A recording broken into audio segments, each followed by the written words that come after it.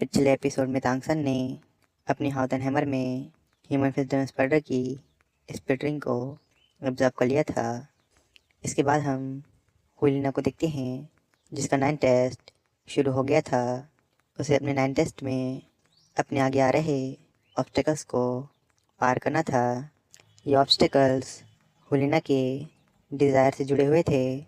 हमें हुलिना का first obstacle दिखाया जाता है जो कि बिबिडोंग थी। बिबिडोंग को देखकर हुलिना हैरान हो जाती है। वह समझ नहीं पा रही थी कि इस पर्सन से उसका क्या संबंध है और इस पर्सन का उसके टेस्ट से क्या लेना देना है। तभी हुलिना को उसका पास्ट दिखाया जाता है। हम एडवांस सोल मास्टर टूर्नामेंट का सीन देखते हैं जहाँ पर शेक स्कूल और मास्टर सोल हॉल के बीच फाइनल मैच खेला जा रहा था, जहाँ पर तांगसन ने अपने स्पाइडर बोन का यूज़ करके हुलिना और बाकियों को पॉइजन दे दिया था, जिसकी वजह से मास्टर सोल हॉल के 6 मेंबर्स पॉइजन से इफेक्ट होकर मरने वाले थे। तभी बिबिडोंग ने मास्टर सोल हॉल को सरेंडर करने कहा था ताकि इन सभी स्टूडेंट को मरने से बचाया जा सके, क्योंकि इस पॉइजन का क्योर सिर्फ तांगसन जानता था। इसलिए बिबिडोंग ने इन सभी की जान बचाने के लिए मास्टर सोल हॉल को सरेंडर करने कहा था। बिबिडोंग के इस एक्शन ने हुलिना के मन में अपने लिए एक रिस्पेक्टफुल जगह बना ली थी, क्योंकि अगर बिबिडोंग ने सरेंडर करने ना कहा होता तो अब तक वे सभी मर चुके होते।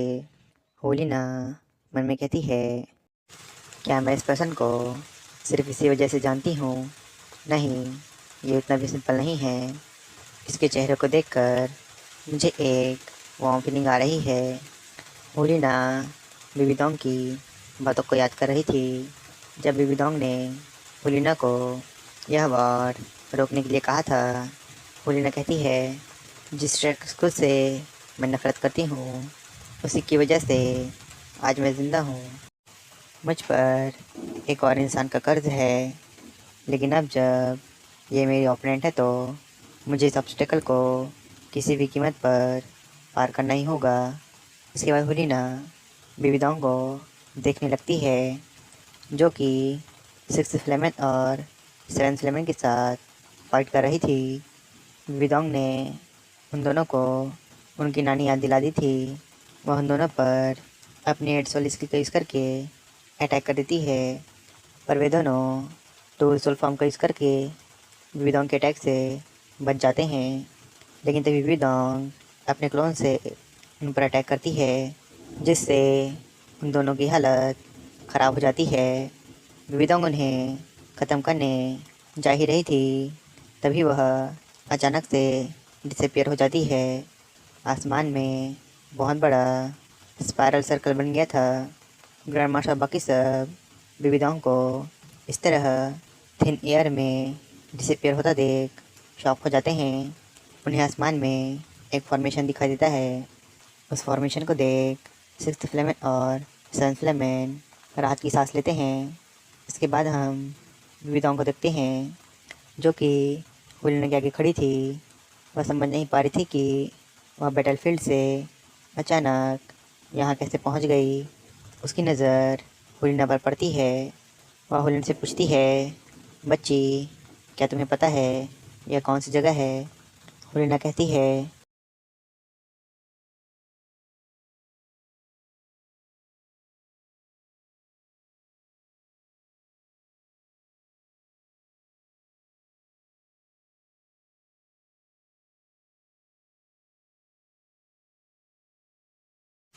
बिबिडोंग हुलिना से पूछती है, बच्ची, यह कौन सी जगह है और मैं यहाँ कैसे आ गई? क्या तुम भी मेरी तरह यहाँ फंस चुकी हो? हुलिना कहती है, मैं यहाँ तुम्हें लेकर आई हूँ और यह एक इनहेरिटेंस प्लेस है। इनहेरिटेंस को सुनकर बिबिडोंग हैरान हो जाती है। वह ग्रैंड मास्टर की बातों को याद करती है, जिसमें ग्रैंड मास्टर ने बताया था कि जब किसी इंसान को गॉड अपना सक्सेसर चुनते हैं तब वे अपने सक्सेसर के कई सारे टेस्ट लेते हैं। अगर कोई इंसान उन सभी टेस्ट को पास कर लेता है तो वह गॉड बन जाता है। इसे हम इनहेरिटेंस कहते हैं, जिसमें पुराना गॉड अपनी पोजीशन अपने सक्सेसर को देता है। गॉड के द्वारा जो टेस्ट कंडक्ट होते हैं उन्हें इनहेरिटेंस प्लेस कहते हैं। इनहेरिटेंस प्लेस पर ही गॉड के द्वारा टेस्ट कंडक्ट किए जाते हैं। For example, Haishen island sea god का इनहेरिटेंस प्लेस है। जब तांगसन अपने सारे टेस्ट कंप्लीट कर लेगा तब वह नया सी गॉड बन जाएगा। बीबी डोंग ग्रैंड मास्टर की बात को याद करके हैरान हो जाती है। वह समझ जाती है कि हुलेना भी किसी गॉड की सक्सेसर है और वह भी अपने टेस्ट को कंप्लीट करने में लगी हुई है। बीबी डोंग मन में कहती है, इस बच्ची ने भी तांगसन की तरह गॉड की इनहेरिटेंस को एक्सेप्ट कर लिया है, लेकिन इसके टेस्ट का मुझसे क्या संबंध है और मैं यहाँ कैसे आ गई? क्या इसकी इनहेरिटेंस का मुझसे कोई लेना देना है? होलिना बीबी को कंफ्यूज कहती है, तुम्हें इस जगह के बारे में ज़्यादा सोचने की ज़रूरत नहीं है। तुम मेरी ओपोनेंट हो। जब मैं अपने सारे टेस्ट कंप्लीट करके गॉड बन जाऊंगी तब ये दोनों कॉन्टिनेंट मार्स और सोलर पैर से बिलोंग करेगा। इतना कहकर हुलिना बेबी डोंग पर अटैक कर देती है। बेबी डोंग हुलिना के अटैक को डॉज कर लेती है, जिसके बाद वह हुलिना के साथ फाइट करने लगती है। हुलिना अपनी एडसोल स्किल का यूज़ करके बेबी डोंग को ट्रैप करने की कोशिश करती है, पर बेबी डोंग अपना क्लोन बनाकर बच जाती है। वह कई सारे स्पाइडर थॉर्न से हुलिना पर अटैक करती है। हुलिना स्पाइडर थॉर्न्स को डिफ्लेक्ट कर देती है, लेकिन कुछ स्पाइडर थॉर्न उसे लग जाते हैं, जिससे वह इंजर्ड हो जाती है। लेकिन उसकी इंजरीज तुरंत हील भी हो जाती है। यह देखकर बेबी डोंग शॉक हो जाती है। होलिना अपनी राइट आर्म सोल बंस की यूज़ करके बेबी डोंग पर अटैक कर देती है, जिसे बेबी डोंग ब्लॉक कर लेती है। पर होलिना कंटिन्यू उस पर अटैक कर जा रही थी, जिससे बेबी डोंग को भी इंजरीज का सामना करना पड़ता है। बेबी डोंग कई सारे स्पाइडर से होलिना पर अटैक करती है, लेकिन होलिना उन सभी स्पाइडर्स की एनर्जी को एब्जॉर्ब करने लगती है। होलिना अपने स्पिरिट पावर का यूज़ करके बेबी डोंग पर अटैक कर देती है, जिससे बेबी डोंग को मेंटल शॉक पड़ने लगते हैं, जिसका फ़ायदा उठाकर होलिना अपनी टॉर्च ऑफ बॉन्ड की सोल स्किल का यूज़ करके बेबी डोंग पर अटैक कर देती है। होलिना का अटैक बहुत ज़्यादा पावरफुल था, जिससे बेबी डोंग इंजर्ड हो जाती है। बेबी डोंग अपनी सेकंड मास्टर सोल की 9 सोल स्किल का यूज़ करके होलिना पर अटैक करती है, जिससे होलिना अपनी सेल्फ क्रिएटेड सोल स्किल का यूज़ करके ब्लॉक कर देती है। दोनों का ट्रैक आपस में टकराता है, जिससे वहाँ बहुत बड़ा एक्सप्लोजन होता है। इसके बाद होलिना अपनी 9 सोल स्किल का यूज़ करके बेबी डोंग पर अटैक कर देती है, जिसे बेबी डोंग ब्लॉक करने की कोशिश करती है, लेकिन होलिना का अटैक बहुत ज़्यादा पावरफुल था, जिससे वह हेवीली इंजर्ड हो जाती है। बेबी डोंग ये फाइट हार गई थी, जिससे होलिना का यह टेस्ट पूरा हो जाता है। जिसके बाद बेबी डोंग वापस से बैटलफील्ड में पहुंच जाती है। वह फॉर्मेशन भी अब डिसअपीयर हो चुका था। बेबी डोंग की इतनी बुरी हालत देख सभी के होश उड़ जाते हैं। बेबी डोंग एनिमी सोल मास्टर्स के बीच में फंसी हुई थी। वह खुद को डिफेंड करने की हालत में नहीं थी। ये देखकर शॉकी मम और बाकी सभी बेबी डोंग को बचाने जाने लगते हैं। तांश और तांग हाओ कियान दोले और ग्रैंड क्रोकोडाइल मास्टर के साथ फाइट कर रहे थे। ग्रैंड मास्टर बेबी डोंग को खतरे में देख टेंशन में आ जाते हैं। थर्ड फ्लेमेन, सिक्स्थ फ्लेमेन और सेवन्थ फ्लेमेन को जल्दी से बेबी डोंग को ख़त्म करने कहते हैं, जिस पर सिक्स्थ फ्लेमेन और सेवन्थ फ्लेमेन बेबी डोंग पर अपना कंबाइन अटैक कर देते हैं। ये देखकर और लॉन्गलिन और बाकी सब घबरा जाते हैं। दोनों फ्लेमेंस का अटैक बेबी डोंग को लगने ही वाला था, तभी यन अपनी 8 soul skill blue solar emperor divine protection का यूज़ करके विविधों के चारों तरफ एक इनविजिबल बैरियर क्रिएट कर देती है, जिससे दोनों फ्लेमेंस का अटैक विविधों को नहीं लग पाता। यन अपनी ब्लू सोलर प्लांट का यूज़ करके उन दोनों फ्लेमेंस को विविधों से दूर कर देती है और विविधों की मदद करने आगे जाने लगती है। पर तभी फोर्थ फ्लेमेन यन पर अटैक कर देते हैं, जिसे बोन मास्टर गोरोंग ब्लॉक करते हैं। वे यन से जाकर विविधों की हेल्प करने कहते हैं। शाओ की मॉम यन के लिए रास्ता बना रही थी। यन विविधों को अपने ब्लू सोलर प्लांट से खींचकर अपने पास ले आती है, जबकि शाओ की मॉम उनके चारों तरफ गोल्डन शील्ड बना लेती है। यन विविधों को हील करने की कोशिश करती है, लेकिन विविधों हुलिना के अटैक की वजह से अनकॉन्शियस हो गई थी। यन ने आइस फायर माउथ स्प्रिंग के अंदर सीगोर लाइट को एब्जॉर्ब किया था, जिससे उसकी डोमेन और उसकी एबिलिटीज़ स्ट्रॉन्गर हो गई थी। वह विविधों को हील करने लगती है और लॉन्गडीन, कीमिंग और झावूजी वहाँ जाते हैं। कीमिंग यन से विविधों की हालत के बारे में पूछता है। यन कहती है इनकी इंजरीज बहुत ज़्यादा सीरियस है, इन्हें कई गंभीर चोटें आई हैं। इनकी सुपर पावर के साथ साथ मेंटल पावर भी एग्जॉस्ट हो चुकी है। हमें जल्द से जल्दी इन्हें बैटलफील्ड से दूर ले जाना होगा। डीन कहते हैं आप जल्दी से जल्दी रिट्रीट कीजिए, हम आपको कवर करेंगे। यन भी मान जाती है और विविधों को लेकर वापस पीछे जाने लगती है, जबकि शॉ की मॉम और बाकी के सभी उन्हें पीछे से कवर दे रहे थे।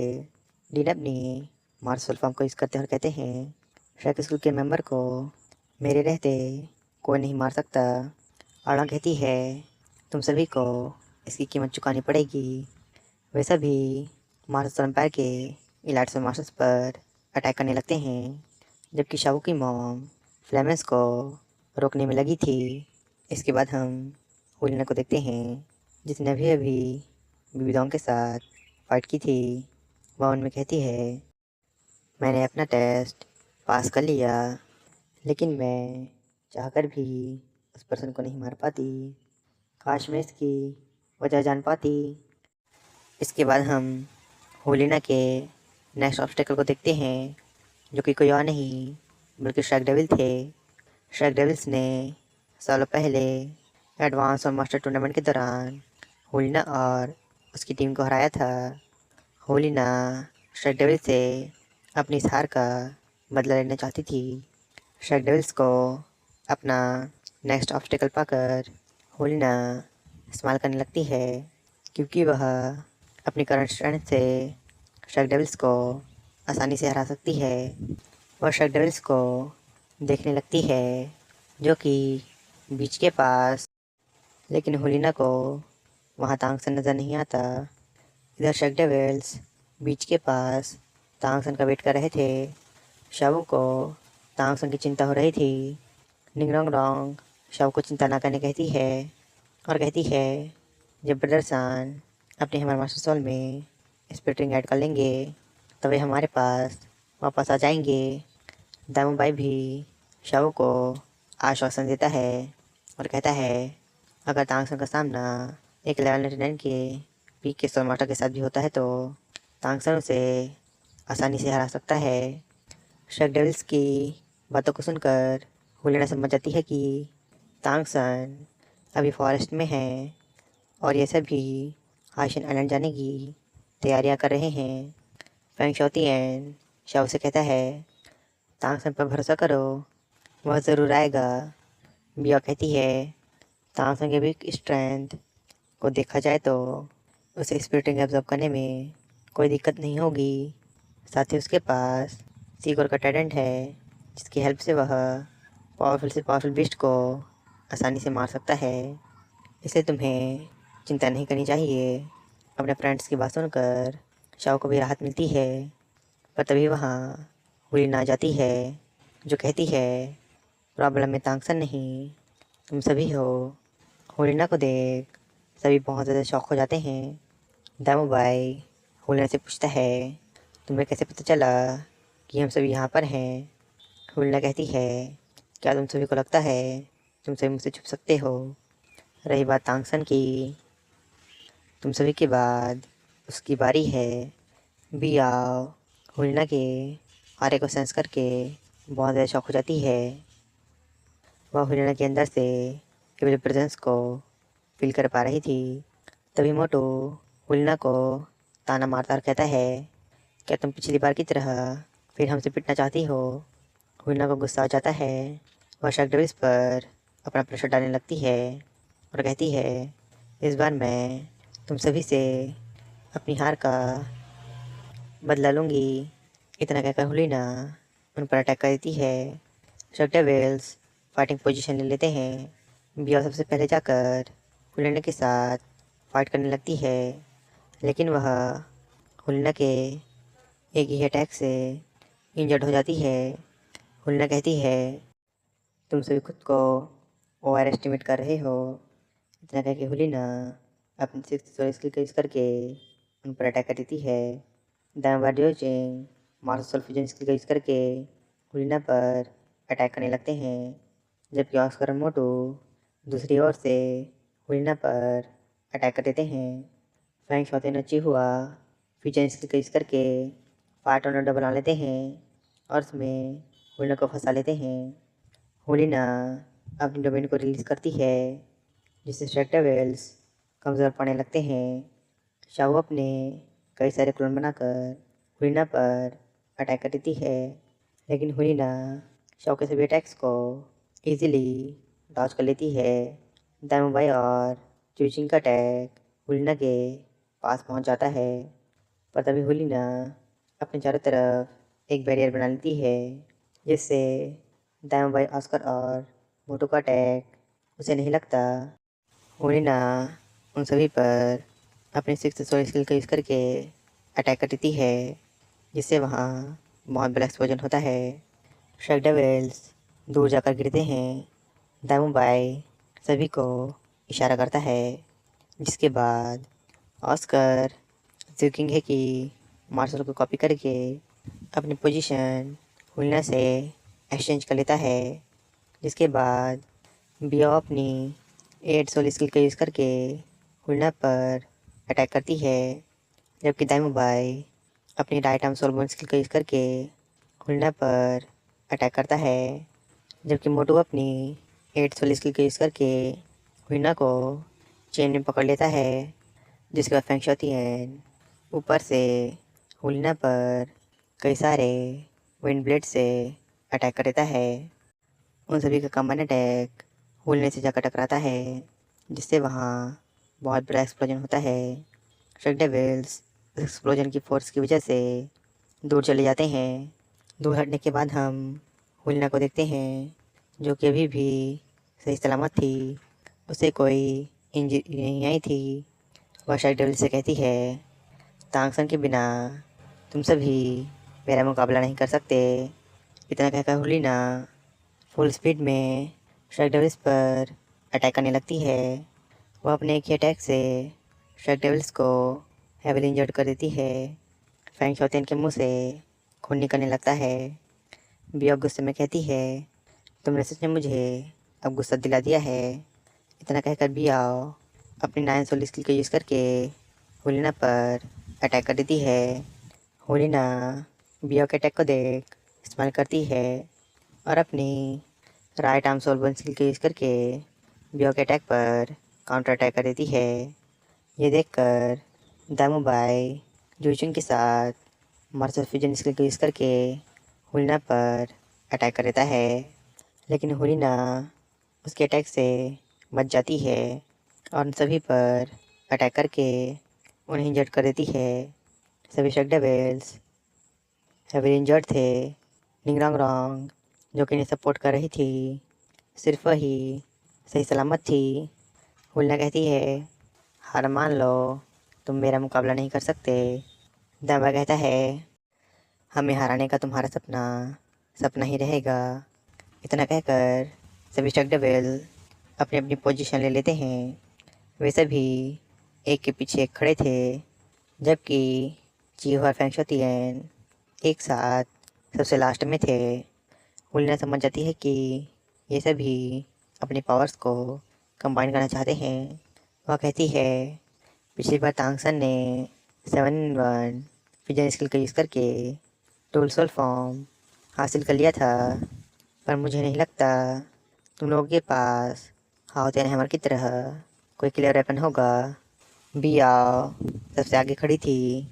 वह हुलिना से कहती है, आज मैं तुम्हें दिखाऊंगी कि क्यों हमारे ब्लू लाइटिंग ड्रैगन क्लैन को नंबर 1 बीस्ट मार्शल कहा जाता है। इतना कहकर बियाओ सेक्रेट ड्रैगन को समन करती है। फेंग शोतियन और चिहुआ अपनी सोल पावर ऑस्कर में ट्रांसफ़र करते हैं, जबकि ऑस्कर अपनी पावर्स निंगरोंग में ट्रांसफ़र करता है, जिसके बाद निंगरोंग सभी को असिस्ट करती है और अपनी पावर्स शाओ के अंदर ट्रांसफ़र करती है। शाओ जुचुंग के अंदर अपनी पावर ट्रांसफ़र करती है, जिसके बाद वह मोटू के अंदर पावर ट्रांसफ़र करती है। मोटू दाएं बाएं के अंदर अपनी सारी सोल पावर डाल देता है, जिसके बाद दाएं बाएं अपनी मार्शल सोल फॉर्म को यूज़ करके इन सभी की कंबाइन पावर को बियाओ के अंदर ट्रांसफ़र करता है, जिससे बियाओ की पावर बहुत ज़्यादा बढ़ जाती है। उसका सेक्रेट ड्रैगन दहाड़ने लगता है। ये देखकर हुलिना बहुत ज़्यादा शॉक हो जाती है, क्योंकि इन सभी की कंबाइंड स्ट्रेंथ एक लेवल 99 के पीक के सोल मास्टर को भी सरपास कर गई थी। इसके बाद हम तांगसन को स्टार दो ग्रेट फर्स्ट के अंदर में देखते हैं, जो कि तेज़ी से स्टार दो ग्रेट फर्स्ट के कोर की तरफ जा रहा था। शाओ ने तांगसन को दामिंग रामिंग की बर्थ प्लेस पर जाकर उन्हें श्रद्धांजलि देने कहा था, इसलिए तांगसन तेज़ी से स्टार दो ग्रेट फर्स्ट की तरफ जा रहा था। वह कुछ देर में लेक के पास पहुंच जाता है। तांगसन को पुरानी बातें याद आने लगती है, जब दामिंग रामिंग ने उसे और शाओ को बचाने के लिए अपना सेक्रीफाइस किया था। तांगसन बहुत उदास हो गया था, क्योंकि दामिंग रामिंग ने ही बचपन से शाओ का ध्यान रखा था। वे मरते समय भी शाओ के बारे में ही सोच रहे थे। शाओ का बचपन इन्हीं दोनों के साथ बीता था। तांगसन पुरानी बातों को याद करके बहुत उदास हो गया था। इसके बाद हम तियान आर्मी कैंप के अंदर ग्रैंड मास्टर को देखते हैं, जो कि किताबों के अंदर उस फॉर्मेशन के बारे में खोज रहे थे, जबकि इधर यन विविधों का इलाज कर रही थी। एडा यांगबोदी ने विविधों को कुछ हर्ब्स भी खिलाई थी, जिससे वह तेज़ी से रिकवर हो रही थी। और लॉन्गडीन से ग्रैंड मास्टर के बारे में पूछती है। डीन बताते हैं शॉकिंग अभी उस फॉर्मेशन के बारे में पता करने की कोशिश कर रहा है। वह इस बात को लेकर बहुत ज़्यादा परेशान है। किमिन कहता है, ग्रैंड मास्टर अभी अपनी इम्पीरियल ट्यूटर की जिम्मेदारी को पूरा कर रहे हैं। वे बहुत जल्द यहाँ आ जाएंगे। मैं उम्मीद करता हूँ तब तक आंट विविधोंग ठीक हो जाएंगी। यह सभी को आश्वासन दिलाती और कहती है, इन्हें ठीक होने में कुछ दिन और लगेंगे, इन्हें आराम की ज़रूरत है। झाओ जी कहते हैं, पता नहीं एल्टिन मॉन्स्टर कब लौटेंगे। अब मुझे भी उनकी चिंता हो रही है। डीन कहते हैं, हमारे एल्टिन मॉन्स्टर हर मुसीबत का सामना कर सकते हैं। वे बहुत जल्द हमें सरप्राइज़ करने वाले हैं। और रंग भी हमें भरती है। इसके बाद हम शार्क डेविल्स को देखते हैं, जो कि हुलिना पर अपना कंबाइन अटैक कर देते हैं। ये देखकर हुलिना अपने टॉर्स ऑफ बोन की सोल स्किल का यूज़ करके शार्क डेविल्स पर अटैक कर देती है। उनका कोलिजन इतना टेरिफाइंग था कि ओशन में बड़ी बड़ी लहरें उठने लगती हैं। शार्क डेविल्स की हालत ख़राब होती जा रही थी। हुलिना को भी स्ट्रगल करना पड़ रहा था। बिया अपनी पूरी जान लगाकर हुलिना के अटैक को पीछे पुश करने लगती है। ये देखकर हुलिना बहुत ज़्यादा शॉक हो जाती है। वह अपनी पूरी सोल पावर अपने उस अटैक में लगा देती है। दोनों ही पार्टी के बीच पावर स्ट्रगल चल रहा था। दोनों के अटैक टकराने से वहाँ बहुत बड़ा एक्सप्लोजन होता है। उस एक्सप्लोजन में शार्क डेविल्स हेवीली इंजर्ड हो गए थे। हुलिना के मुँह से भी खून निकलने लगता है, लेकिन स्ट्राइक डेविल्स की हालत मिजरेबल हो गई थी। उनमें से कोई भी ठीक से अपने पैरों पर खड़ा नहीं हो पा रहा था।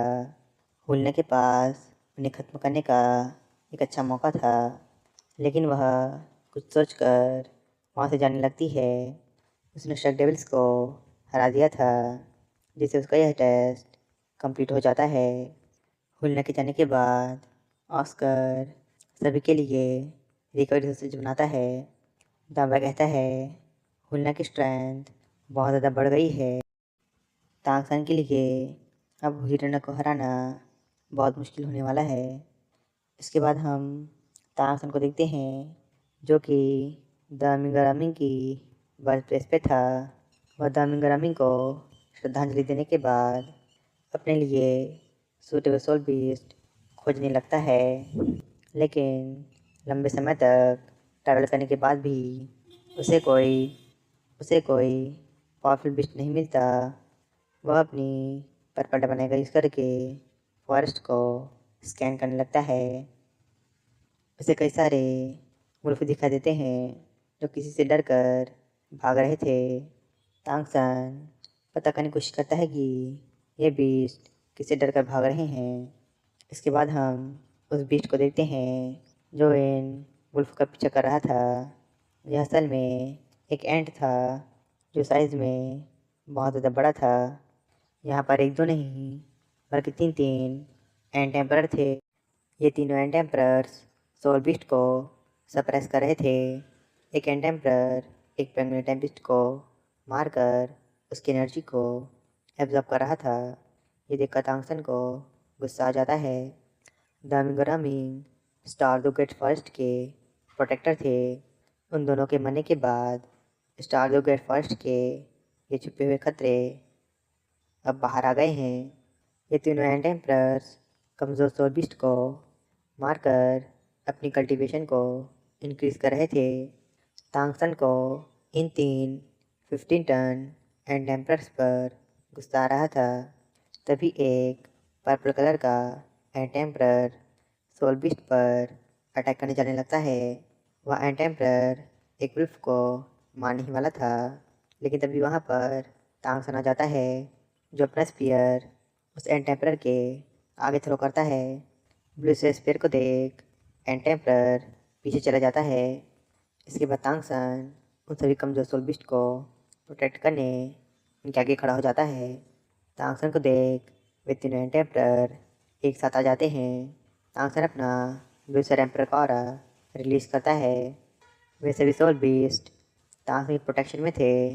वे सभी अपनी जान बचाकर वहाँ से भाग जाते हैं। इसके बाद तांगसन अब टाइटेंट को बाहर निकाल लेता है। तांगसन इन 15 टन एंट एम्परर को देख बहुत ज़्यादा शॉक था, क्योंकि ये तीनों एंट एम्परर पूरे फॉरेस्ट को अपने बाप का माल समझ बैठे हैं। तांगसन ग्रैंड मास्टर की बातों को याद करता है। ग्रैंड मास्टर ने तांगसन को बताया था इन एंट एम्परर्स के पास अपनी कोई सोल स्किल नहीं होती है, इसलिए ये बाकी पावरफुल सोल बीस्ट का खाना बन जाते हैं। हालांकि इनका डिफेंस बहुत ज़्यादा पावरफुल होता है, लेकिन इनका डिफेंस लिमिटेड होता है। इन एंट एम्परर्स की सबसे बड़ी खासियत इनका ग्रुप होता है। जब ये ग्रुप में होते हैं तो ये पावरफुल से पावरफुल सोल बीस्ट को भी अपना शिकार बना सकते हैं। ग्रैंड मास्टर की बातों को याद करके तांगसन सब कुछ समझ जाता है। ये तीनों एंट एम्परर्स मेल हैं। सामान्यतः एंट की कॉलिंग का नेतृत्व एंट क्वीन करती है। एंट क्वीन कभी अपने सोल्जर्स को 1000 साल से ज़्यादा कल्टिवेट करने नहीं देती है, और समय रहते बाकी के एंट के द्वारा उन्हें मरवा देती है। ज़रूर इन तीनों एंट एम्परर्स ने एंट की कॉलोनी में बगावत शुरू कर दी होगी, और मौका मिलते ही अपनी क्वीन को मार दिया होगा, और उसकी एनर्जी को एब्जॉर्ब करके ये तीनों एंट एम्परर्स और ज़्यादा पावरफुल हो गए होंगे।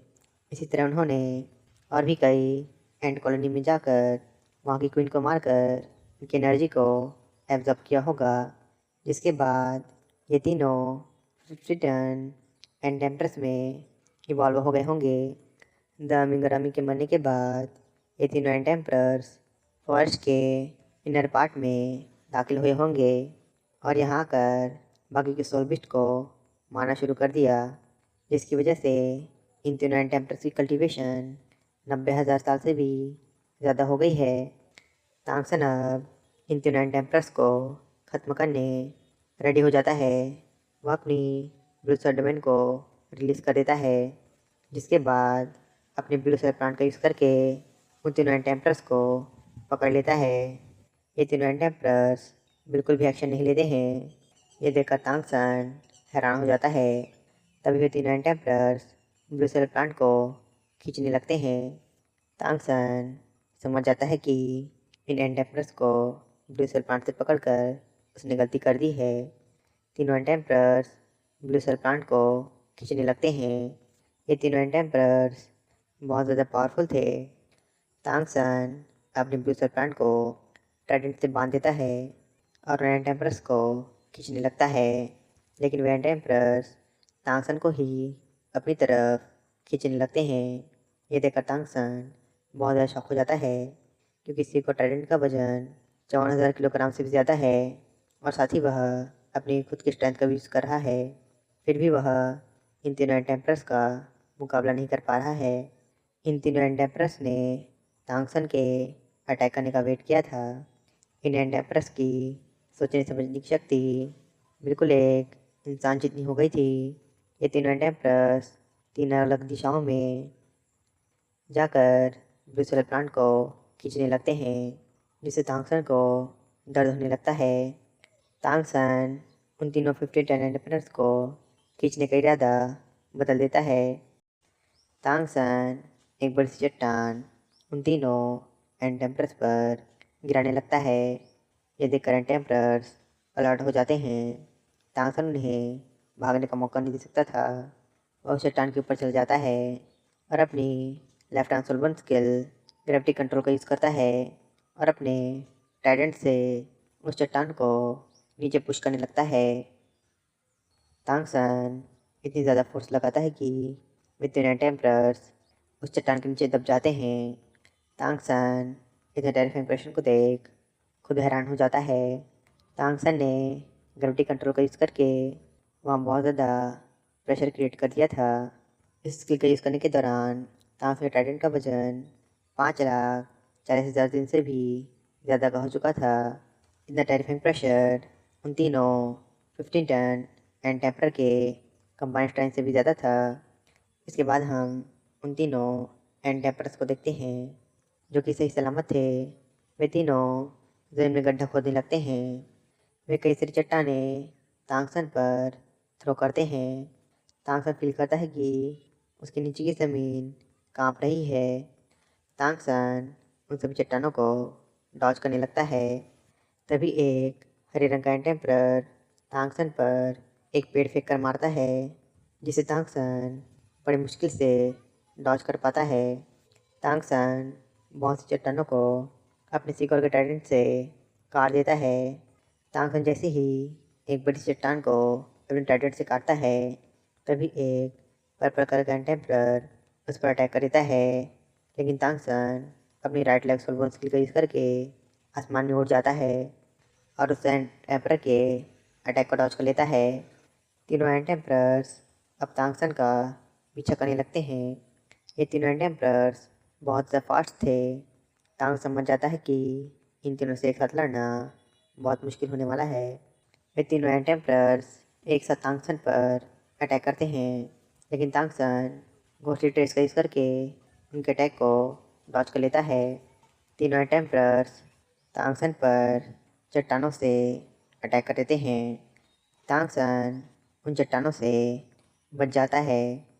तभी एक रेड कलर का एंटेम्पर तांगसन पर एक पेड़ फेंकता है, जिसे तांगसन बड़ी मुश्किल से डॉज कर पाता है। इसके बाद तांगसन अपनी forceful skill blue silver spike formation का यूज़ करके चट्टानों को ब्लॉक करने लगता है, लेकिन वे एंटेम्परस लगातार तांगसन पर चट्टान फेंके जा रहे थे, जिससे ब्लू सेल प्लांट भी टूटने लगते हैं। तांगसन इन एंटेम्परस के स्टेमिना और पावर को देख बहुत ज़्यादा शॉक हो जाता है। तांगसन अपने left leg soul bone skill tiger will chop से कई सारे चट्टानों को डिस्ट्रॉय कर देता है। हज़ारों चट्टानों के टूटने से वहाँ बहुत ज़्यादा धूल हो जाती है, जिसका फ़ायदा उठाकर एंड टेम्पलर्स कई दिशाओं से तांगसन पर अटैक कर देते हैं। तांगसन इन तीनों टेम्पलर्स की चालाकी को देख शॉक हो जाता है, लेकिन तांगसन उनके अटैक के लिए पहले से तैयार था। वह अपने एटी स्पाइडर में बाहर निकाल लेता है और उन एंड टेम्पलर्स के अटैक को ब्लॉक कर लेता है। तांगसन के eighty spider bone world level में पहुंचने के बाद बहुत ज़्यादा पावरफुल हो गए थे। उनकी डिफेंसिव एबिलिटी बहुत ज़्यादा पावरफुल हो गई थी। तांगसन अपने एटी स्पाइडर बोन से उन तीनों एंड टेम्पलर्स पर अटैक कर देता है। तांगसन के स्पाइडर बोन डिफेंस के साथ साथ अटैक भी कर रहे थे। ये देखकर तांगसन बहुत खुश होता है। तभी वे तीनों एंड टेम्पलर्स एक साथ तांगसन पर अटैक करते हैं। ये देखकर तांगसन उन तीनों एंड टेम्पलर्स को अपने स्पाइडर बोन की रियल पावर दिखाता है। वह अपने एटी स्पाइडर बोन का यूज़ करके अपने चारों तरफ एक टॉर्नेडो क्रिएट कर लेता है। इस टॉर्नेडो के अंदर God level eighty spider bone से टकराकर वे तीनों टेम्पलर्स बहुत ज़्यादा इंजर्ड हो जाते हैं। अपने स्पाइडर बोन की पावर्स को देख तांगसन बहुत खुश हो जाता है, जिसके बाद वह उन एंड टेम्पलर्स की एनर्जी को ऑब्जर्व करने डिवोरिंग गोल्ड थर्ड्स का यूज़ करके उन तीनों टेम्पलर्स को गोल्डन थर्ड से पकड़ लेता है और उनकी एनर्जी को एब्जॉर्ब करने लगता है। गॉड लेवल में पहुंचने के बाद तांगसन की डिवोरिंग स्किल बहुत ज़्यादा पावरफुल हो गई थी। वह कुछ ही मिनट में उन तीनों एंड टेम्पलर्स की सारी एनर्जी को एब्जॉर्ब कर लेता है। तांगसन के एटी स्पाइडर बोन का पॉइजन उन तीनों एंड टेम्पलर्स की बॉडी को सड़ाने लगता है। तांगसन ने उन एंड टेम्पलर्स की सारी लाइफ फोर्स को एब्जॉर्ब कर लिया था। अगर तांगसन अपने एटी स्पाइडर बोन और ब्लू सर्डमन की final evolve skill all river running into the sea को कंबाइन करता है तो वह और नई ऊर्जा को एब्जॉर्ब कर सकता है। तांगसन को eighty spider bone human face डायन स्पाइडर से मिला था। तांगसन की यह devouring skill insect type beast के लिए एक नाइटमेयर की तरह है। तांगसन उन तीनों टेम्पलर्स की एनर्जी को ऑब्जर्व करने के बाद नीचे आ जाता है। वह जानता था कि उसके हाथ एंड हैमर के लिए ये तीनों स्प्लिट रिंग सबसे बेस्ट है, इसलिए वह स्प्लिट रिंग को ऑब्जर्व करने अपने हैमर को बाहर निकाल लेता है। तांगसन एक एंड टेम्पलर की स्प्लिट रिंग को ऑब्जर्व करने रेडी हो जाता है, लेकिन तभी बाकी के दो एंड टेम्पलर्स की स्प्लिट रिंग भी हवा में फ्लोट करने लगती है। ये देखकर तांगसन बहुत ज़्यादा शॉक हो जाता है। तांगसन का इन तीनों स्प्लिट रिंग के प्रति बहुत ज़्यादा खिंचाव है, क्योंकि ये तीनों split ring house and hammer के लिए सूटेबल हैं, लेकिन वह सिर्फ एक स्प्लिट रिंग को एब्जॉर्ब नहीं कर सकता। तांगसन के पास अब दो ऑप्शन हैं, या तो वह इन तीनों स्प्लिट रिंग को यहीं छोड़ दे या फिर इन तीनों स्प्लिट रिंग को एक साथ ऑब्जर्व करे। एक साथ तीन स्प्लिट रिंग को ऑब्जर्व करना बहुत ज़्यादा रिस्की है। आज तक दोनों कॉन्टिनेंट में किसी भी सोल मास्टर ने यह कारनामा नहीं किया है। अगर तांगसन इन तीनों स्प्लिट रिंग को गिव अप कर लेता है तो उसे अपने लिए और सूटेबल सोल बिस्ट खोजने में बहुत ज़्यादा समय लगने वाला है। अगर देखा जाए तो ये तीनों and Templars house and hammer के लिए सूटेबल हैं। ये सोचकर तांगसन इन तीनों स्प्लिट रिंग को एक साथ ऑब्जर्व करने के लिए वहीं बैठ जाता है।